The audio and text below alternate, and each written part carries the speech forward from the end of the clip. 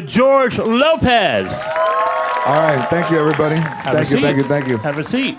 Yes. Congratulations. Somebody asked me, "Yeah, how's this weather?" I'm like, "Shit, this is the same temperature of the room I grew up in." He's still got his outside jacket I love on. That's it. how cold it is. It's nice. I feel good. I love this temperature. Well, welcome. Congratulations. This movie is incredible. I got to watch it a few days ago, and I was so moved by the story of these four young men, even though it's a story that's been told in Wired magazine. There was a documentary. This story, that, as you tell it, goes far deeper. What compelled you to make this movie? Well, you know, this country and this world is made up of underdogs. This is really the first movie that I've done where social media plays such a huge part in getting the awareness out, right? So, you know, movie companies hire publicity firms, and they hire people to do focus groups. But I'm gonna tell you this, man. Carlos Penavega is in the movie as well. He's in Big Time Rush, and between he and I, we have created a social media buzz that is second only to American Sniper. So this is a really small movie, but I think that everybody has a dream. I think everybody can relate to this movie, and everybody is always wanting to be a hero. And we're all put out, like I was an underdog everybody's an underdog. This movie is about underdogs becoming heroes, and possibly this weekend we're not in the same amount of theaters clearly, but I think this movie, because people, are underdogs, can get noticed this weekend. So this is the story of four young men who strive to build a robot. Well, they're little misfits in school. They don't fit in. They get bullied and things. This happened in 2004. So a teacher's at the school. He decides to create a robotics club, and then these kids come in, and they're not formally trained. They're just very intelligent kids, and they go and get motors from old cars, of little race cars and stock cars, and those little motors. And then we in the movie went to a hardware store to get PVC pipe and glue and trolling motors, things that aren't necessarily the same kind of things a college would use or any other high school that has funds. So in truth, I found out from the kids that they got the PVC pipe not from a hardware store, but from the side of one of the kids' house, that they had PVC pipe. And then they created this robot that was an underwater robot. They designed it, they did the program for it, and they went to Santa Barbara to compete. And instead of competing against high schools, because they thought it would be embarrassing to lose to high schools, they entered in the college division. And they beat Stanford, Cornell, Duke, Harvard, Florida, and MIT. And these are four kids. The team consists of only four young Latino kids, and they beat MIT not only in 2004, 2005, and 2006, and they continue to excel at robotics at a community high school. So it's a very powerful little movie. But there's the added twist that these four young men are undocumented. The four guys are undocumented, yes. So when they win, you think when you win a competition like that all good things happen, but unfortunately because of their status, it didn't turn out that way. And the movie deals with that. It's not a movie about immigration. It's just it happens to be a situation that was real to the story. But you don't have to be Latino to enjoy this film. When I was watching Rocky or Karate Kid or the movies that I liked, I didn't look at the Karate Kid as an Italian kid from New York trying to fit in California. I just looked like a kid that was having a hard time fitting in. So, well, I remember as I was watching the movie, and again, it's called Spare Parts, opens Friday. Got to get those names in. Spare Parts. Spare Parts. As I was watching it, I was thinking a lot about my boyhood during the 70s in the Bronx. Yeah. Blue-collar family. My father is functional illiterate, and I was told I was going to be a mechanic. Right. And nothing wrong with being a mechanic, No. but I had bigger dreams for myself. Right. And I was watching this movie and connected so deeply with these four young men because they achieve by their wits and by any means necessary, Right. which is the ultimate American dream. Well, there's an ingenuity that you have when you don't have the money that everyone else has, that you create a way to get things done. I think it was in the clip, the thing. So this robot leaked. The soldering iron had touched the rubber of seal, and it made a small burn. And when the robot was in the water, it would misfunction because water got into the wire, just a little bit of water. So they had to create a way so that it could still function. And they used a sock, they used a towel, and that didn't work. And then they said, we need something that's really absorbent and small. And they used a feminine product to put in there. It's one of the funniest scenes in this movie. And it's absolutely hilarious. And it did work. And the judges thought that was genius to be able to do that. Instead of redoing the whole thing, they found a way to make it work in the water for that time that it was actually doing running its course. So this movie represents, from an observer's point of view, a shift in your goals creatively, that you want to do a different kind of storytelling. Is that fair? I've been very fortunate to be able to have done a lot of things. My sitcom was very successful on ABC, and then my talk show ran a couple of years, and that was fun. But being a producer of this movie, Spare Parts, and having it be a tiny movie with, Marissa Tomei came on the movie, and it changed everything because, Academy Award winner, and then that drew a lot of attention to the movie. And then when Jamie Lee Curtis came on the movie, and Jamie Lee Curtis doesn't really leave Los Angeles much to do movies because of family obligations, and we did this in New Mexico, and Jamie Lee Curtis came for 2 days. She's great in the movie, holds it down very well. And then I called Esai Morales, and Esai Morales plays one of the kids' fathers, and then I play the teacher. It's very dramatic for me, something very different than people are used to seeing me do. It's a great performance. Heavy. Yeah, thank you. Very heavy, dramatic stuff, but fun still stuff too. So it's humorous, and it doesn't. The jokes don't lay there like jokes. They just lay there like conversations that people would have that would be humorous. It doesn't necessarily. It's not broad. But it's subtle, and the subtle stuff is sometimes very funny as well. Well, it's very human and very relatable. Yeah. We're talking about the movie Spare Parts. Should we take a look at a clip from the movie? Yeah, let's see what this... That's a scene from Spare Parts, starring George Lopez. So, how many times did she slap you? I can only remember the first 4. I think there might have been 3 more over there. It shook my molars, man, and it really does roll your eyes in your head. Because I'm guessing the Oscar-winning Marissa Tomei doesn't fake a slap. I said, I don't think she needs to hit me, and then it was never a situation where she wasn't going to hit me. I don't think she needs to hit me. Maybe once. She's hardcore. Shh, that's a real... My grandmother hit me, but never like that. So, my grandmother hit me from behind. I never saw her coming. This one I saw. It was still a surprise. Tell me about the place you reached to find the confidence to lead this movie with such a big cast, with these young actors who were really looking to you for guidance. That's a big order for anybody. Well, if you think about everybody's dreams and what you aspire to be when you're young, everything just looks like it's impossible. But really, nothing is impossible.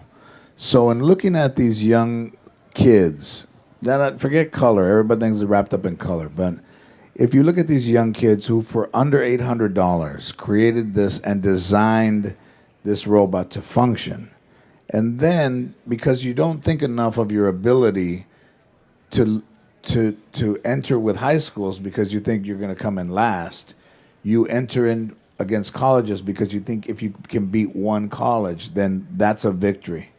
So even in our own dreams, we still create doubt in ourselves, and that's what's really powerful about this movie. For me, when I was growing up, man, I wrote jokes on the back of envelopes that were already used, and whatever I could find, and now that I look back, it was difficult to keep going back to a place and to comedy clubs and things when you're not very good and you're trying to find your way, but there's something that makes you go back and not quit. And, quitting is the end, and now when we're raised kids and there's so much that they're given, you can give somebody a car and you can give somebody a compliment, but you can't give somebody will to continue.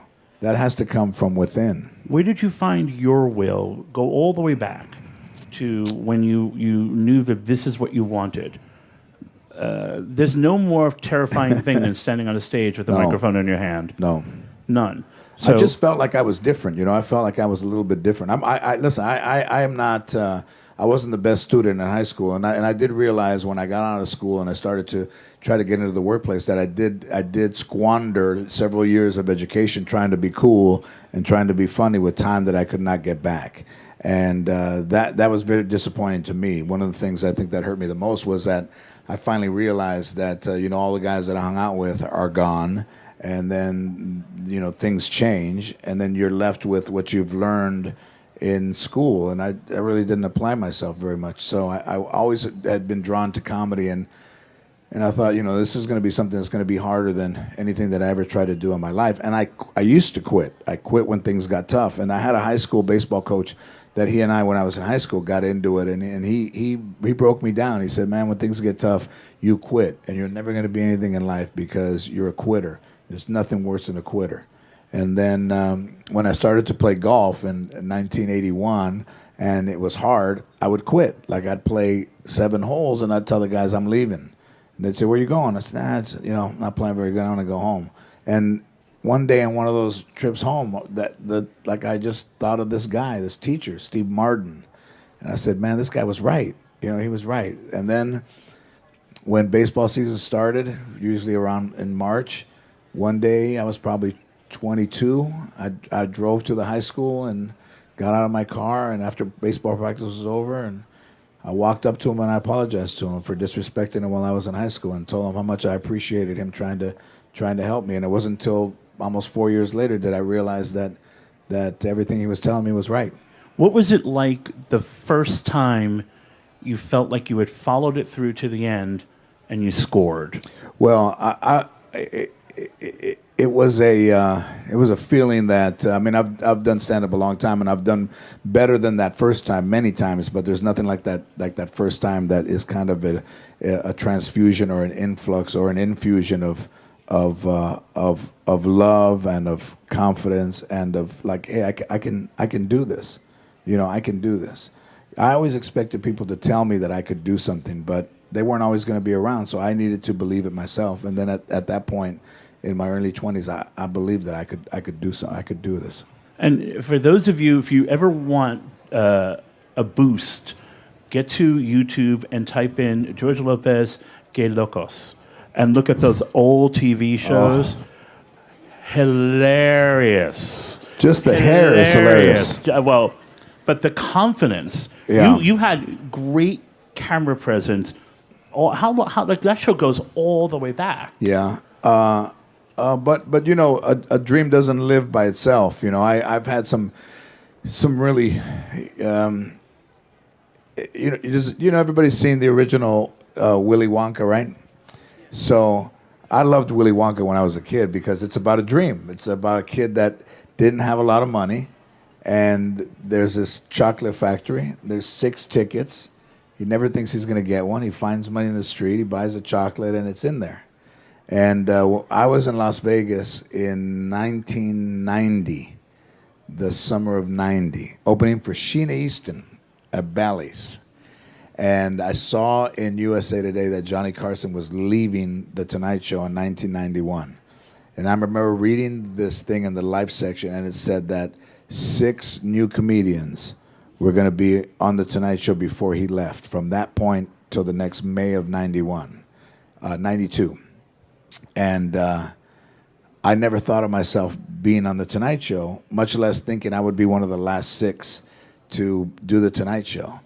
So on a Wednesday night in August of 91, he was leaving in 92, 2 months after, I'm at the Improv in Los Angeles on a Wednesday.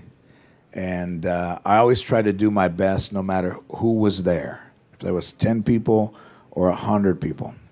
And I went up there, and I didn't do too bad, you know. And this guy comes up to me afterwards, and he says, "I'm Jim McCauley. I'm the talent coordinator for the Tonight Show." And I said, "Oh, hey." He goes, "I like what you did." And I said, okay, all right." And then he said, "Congratulations. I'm gonna put his hand out. I'm gonna put you on the Tonight Show." And I was like, "What?" He goes, "You got the Tonight Show." And I got one of those last 6 spots before Johnny Carson left. Isn't that something? After seeing that thing, yeah.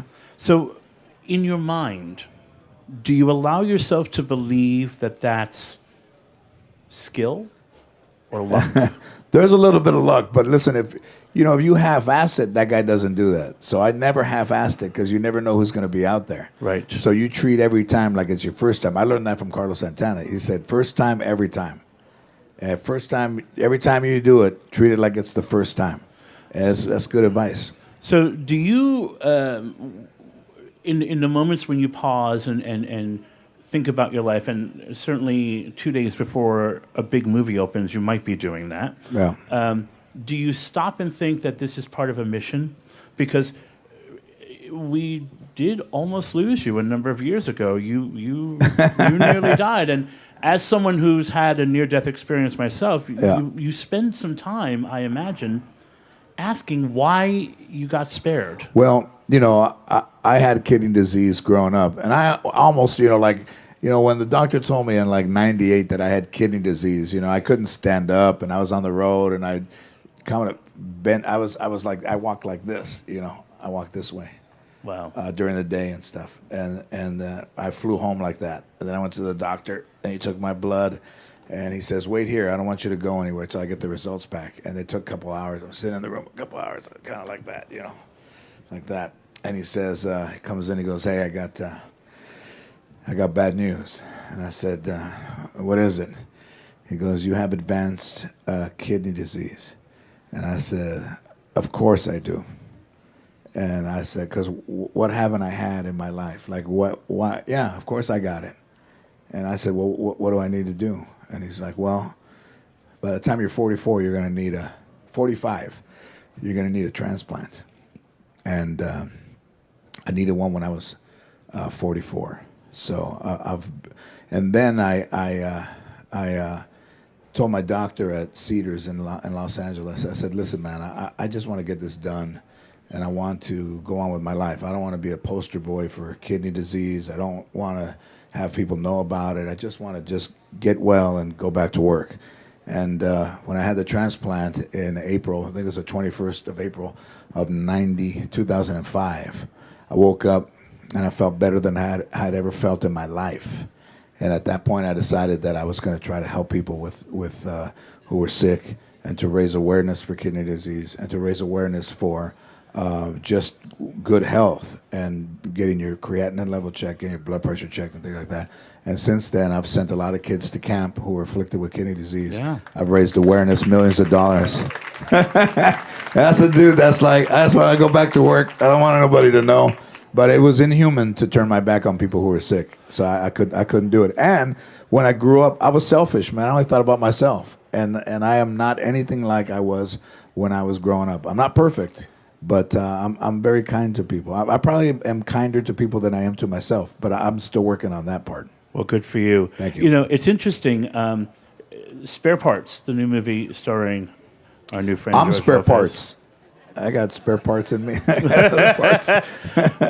It is relatable, I believe, to every person who's in this room. I found it deeply relatable. But at the same time, as I was talking with a colleague of mine who's Mexican-American, he was so filled with personal pride. Yeah. Because Thank you. he said, "I don't ever see myself on a screen." Yeah.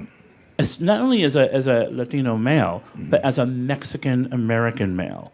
Yeah. So to see this movie and to see you succeed, to see you thrive, is a huge thing. So what does it mean to know that he's just one of millions? I mean, it may seem like a leading question, but this movie is more than about all of us. This movie is about Mexican Americans. and the fight that they have to endure. Well, there's a fight that everybody has to endure, but I will say this, not to separate Latinos or Mexican Americans from anybody else, but in this world right now, there's high tension racially, and there's a lot of things that are happening that are causing a lot of people pain. And we as Latinos only want to be included in the conversation.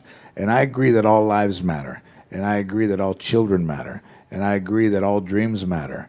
But I also agree that dreams have no color, and a dream you cannot do by yourself, and you need other people to help you fulfill your dreams. And we need kindness in a society, and we're going to be all right. We are a strong world, and ignorance has always existed, and ignorance knows no color. It's just being stupid. Yeah. But we as Latinos clearly offer quite a bit to this country. So we're happy to be. We just want to be included in the conversation.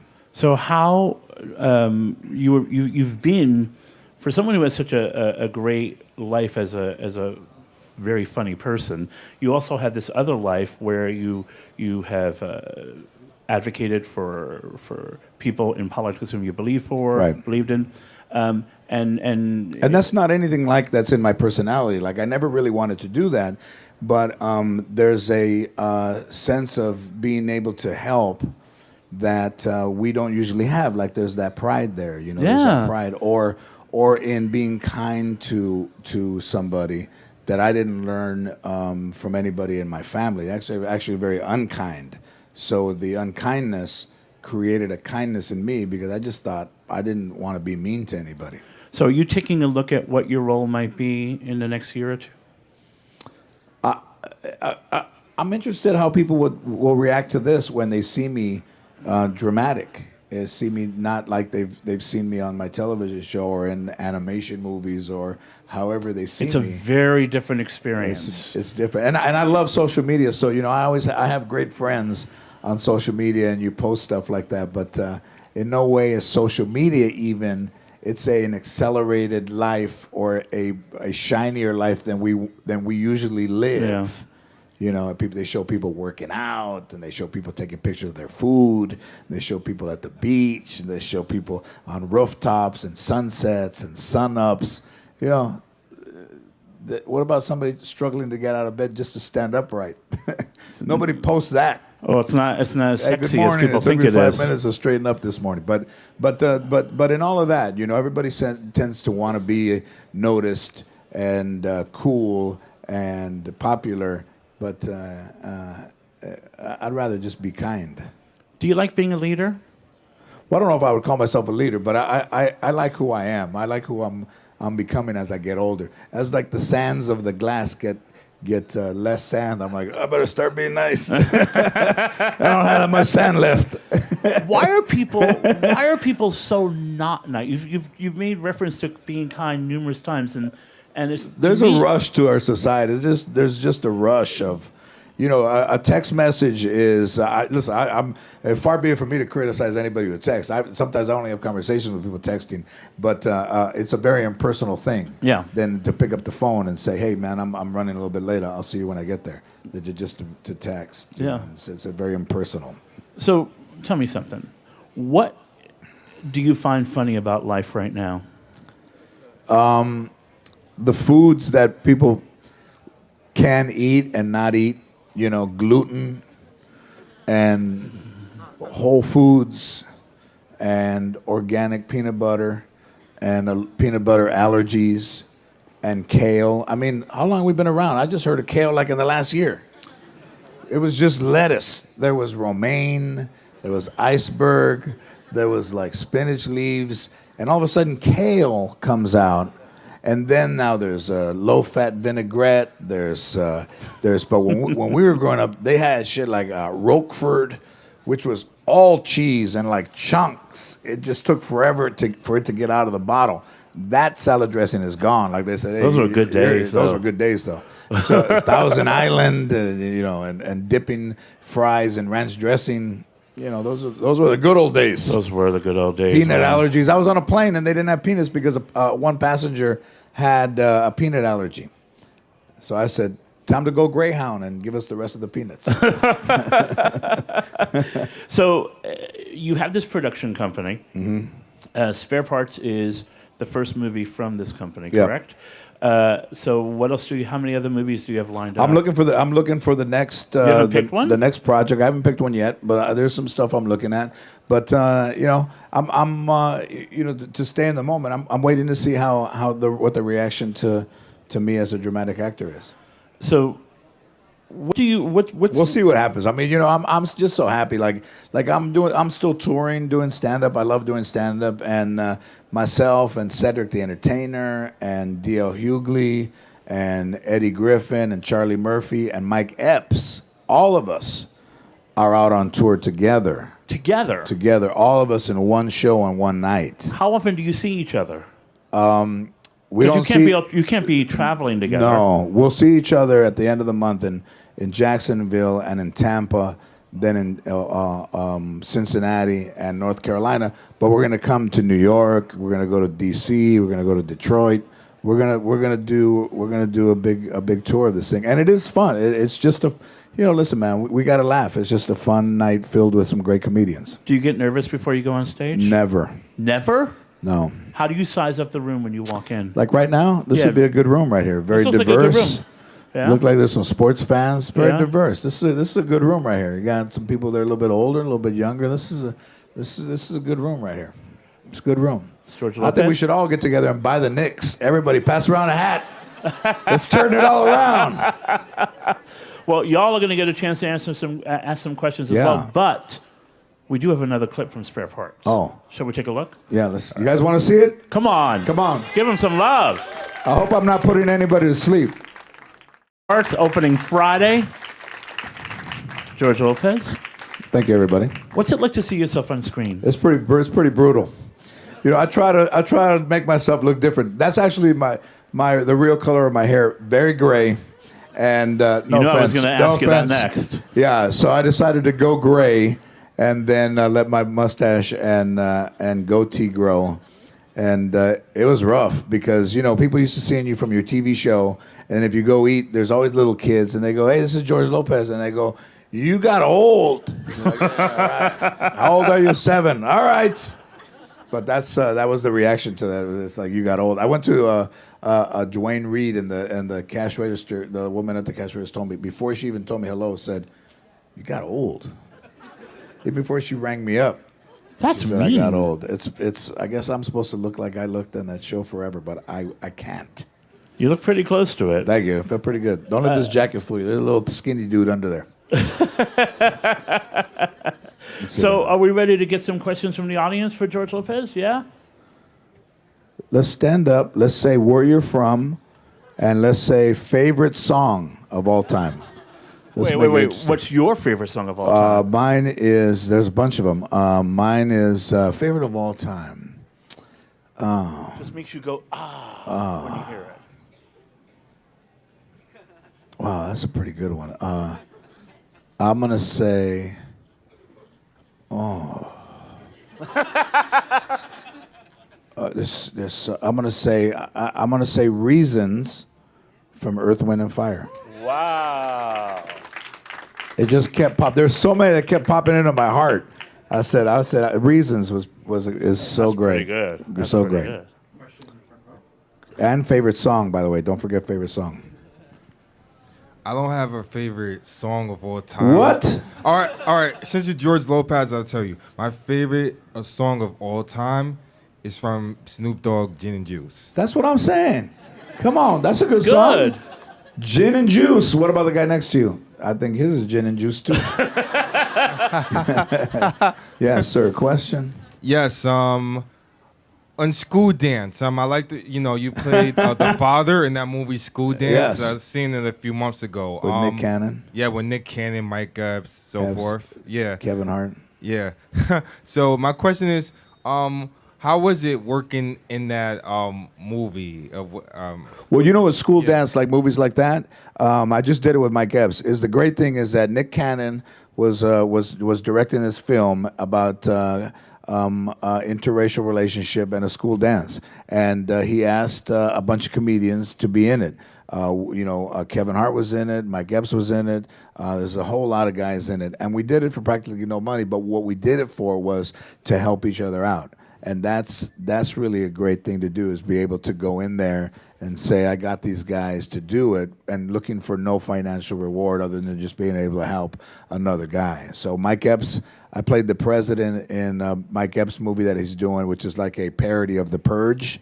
That looks very funny. So, so to be able to help somebody just for a day and go in there and knock that out. But School Days came out pretty good. For a movie that wasn't made for a lot of money, it looks pretty good. Yeah, thank you. Thank you. I was upset that my daughter was dating an African-American gentleman in the movie. And favorite song, by the way. Favorite don't song. forget. Favorite song? I can think of right now I've been getting into Tamia. I don't know if you know her, R&B Tamia. Yes. I've been getting kind of back into her albums a little bit. All right. But I will ask you this. How do you decide what projects you get involved with? And is there a particular void in film and television that you'd like to fill? Yeah. Like this, because it was based on a true story, and the Wired article was so strong, and I felt that there was a place for a movie like this. But a lot of things are a little bit derogatory of just like gangsta. I don't really do that. But as in a void in TV. I'm happy that my first show is still on. I think it's on Nickelodeon every night and MTV, and people get to see that. But if something is good, and I always try to create it, like earlier last year I did a show called St. George on FX, which I liked, by the way, with Danny Trejo. Machete was in it. That was a great David show. Zayas here from New York. It was a fun show. I liked it. And it was about a guy who had kind of come up and made a name for himself and created an energy drink, and it's always trying to be a little bit positive. But Gina Rodriguez winning a Golden Globe for Jane the Virgin is fantastic, and there's great portrayals. Scandal and everything that's going on there. So gradually things, House of Lies, Don Cheadle, and those shows that are great with leads that are of color are all great stuff. So the needle is going in the right direction. Hi, my name is Julian. I just say my favorite song, right? Yes. Probably "Break On Through" by The Doors. Oh, I'd say. Yeah. All right. You guys remember that one? Yeah. First of all, I want to say you're a huge inspiration to the whole Latino community. Thank Since you I was very younger, much. I've looked up to you. Thank you. I was wondering what made you fully commit to show business, because I'm sure when you were younger you were very maybe undecided and you were thinking maybe it's not realistic or serious. But I know absolutely. that sure it was in your heart and your All your of it. passion. So I was wondering what part of your life did you fully commit? Well, I went through some very dark times, from like 95 to 99. Very dark. Alcohol, a lot of alcohol. Had a little incident last year with some alcohol too. It's been a struggle for me to get that right. Never had a really good relationship with it. Kind of wish the one thing I would do all over again. I probably wouldn't drink anything for back then if I realized how much damage it can do to somebody. In 2000, Sandra Bullock came to see me at an improv in Brea, California. And then she got involved with me because she liked my stand-up to do the show. So it became my sitcom. But nobody was running out there to help me. So I owe her an incredible debt of gratitude for believing in me and sticking with me and making that show happen. And then you have to do stuff on your own. I mean, I still had to deliver stories, and a lot of them were from my life. But without that initial hand up, I'm not sure where I would be, and I think my career would be different without a hand, without her assistance. So and she knows how much I respect and love her for that. Hello, my name is Andre. I'm a young actor based here in New York. Favorite song? I would say Kanye West, "Good Life." All right. That song changed my life. As far as the question, I wanted to know, when it comes to intention in the career thing, the industry, I call it an industry. It is. I feel like I came in it for a different intention. How do you stay focused on that and still be business oriented? What intention what do you aspire to do in that business? I feel like I can use this medium to talk to people, basically, and to help people find their purpose in life. Yep. That's how I mean, Will Smith was one of my biggest, people. Yes. I mean, when I didn't Right. learn from teachers, I didn't learn from preachers, I learned from artists. Right. And how do you stay focused on that and also stay business oriented? Well, the thing is that the public personality is kind of like a veneer to the other person underneath. So if you separate the two and not believe that you are super or better than anyone else, so you just try to remain humble underneath and then do your work that you have to do. But I've run into a lot of people when I had my talk show that really did think they were special. Really just were affected by the business. They're very sad people.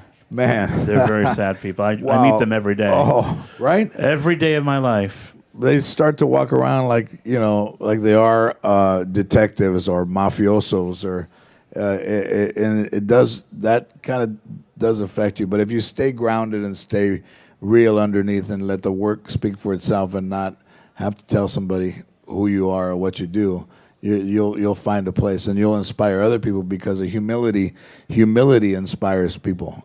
Somebody being humble and yet remaining talented and focused and driven, but yet down to earth. It's a tough combination to get, but you know what? What's so you beautiful look about like you this got movie? it. I feel it. This movie, Spare Parts, is an example of how he's doing that, because it's funny, it's really entertaining, but it has a mission, and it has very clear intention that will really blow you away when you see it, and that's Thank you. it's good for you to hear it from someone who's not him, because I've seen the movie and I think it's a terrific movie, and it really does. It'll answer all your questions. Yeah, I wish you the best of luck as well. My favorite song. Dime. One of the Beatles. She love you, yeah, yeah, yeah. She love you. And I come from Mexico. Oh, Yes. the Beatles. Hey, Mexico and the Beatles. Yes, of Very course. impressive. Yeah, right? Of course. Yeah. I remember I was in Mexico and they were playing Yellow Submarine and nobody could Oh, speak yeah. English, but everybody was singing Yellow Submarine. That was badass. It might have been the margaritas, but it might have been Yellow Submarine too. A little bit of both. True. You ever think about to go back to Mexico? I mean, work in Mexico and do some En las films películas in de there? Mexico? This movie is going to premiere in Mexico, and it's called Los Inventores, the inventors. So this movie will go to Mexico, yes. But I think Eugenio Derbez is an incredibly talented actor from Mexico, and I would love to have him help me with the Mexican audience, and then me help him to get a larger American audience and do a movie together. I think that would be good. Yeah, I would like that. Well, the movie is called Thank Spare you. Parts. Gracias a usted. Stars George Lopez. Thank you. You're very kind. Listen, everybody. I know everybody. I appreciate every one of you coming here to listen to me talk about this movie. I think you will like this movie. Listen, it is inspiring.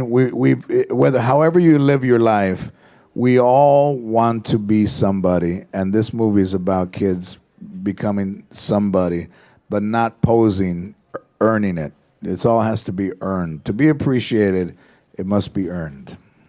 Yes. Thank you, So everybody. thank you, and thank you.